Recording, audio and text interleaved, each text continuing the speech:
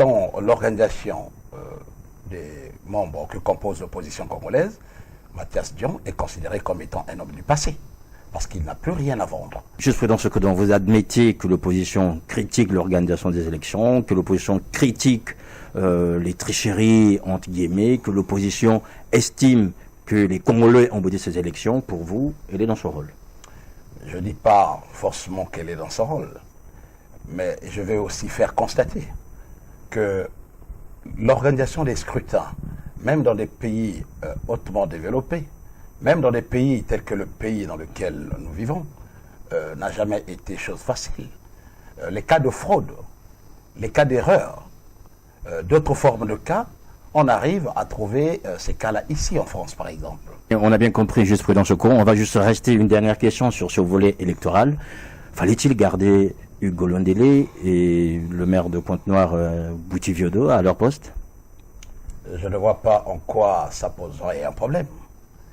Et ça dépend pour qui ça pose un problème.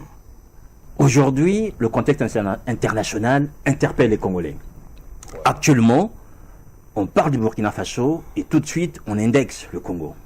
Comment est-ce que cela est reçu au sein du PCT?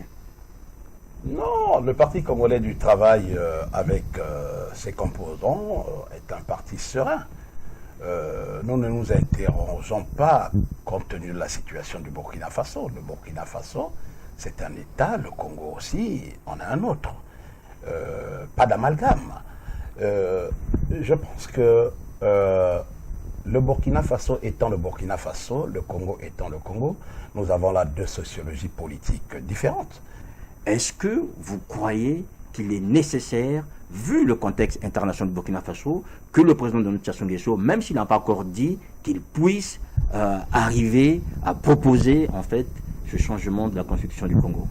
Non, le président Denis Sassou Nguesso se comporte en père de la nation. Il y a débat, oui, il y a débat sur la constitution au Congo. Il est tout à fait normal que les Congolais s'en emparent de ce débat. S'il y a quelqu'un qui peut s'exprimer là-dessus, et le dernier, c'est bien le président Denis Sassou Nguesso. Aujourd'hui, vous pensez que le changement devrait bénéficier à qui? Au président Denis Sassou Nguesso? Non, non, non.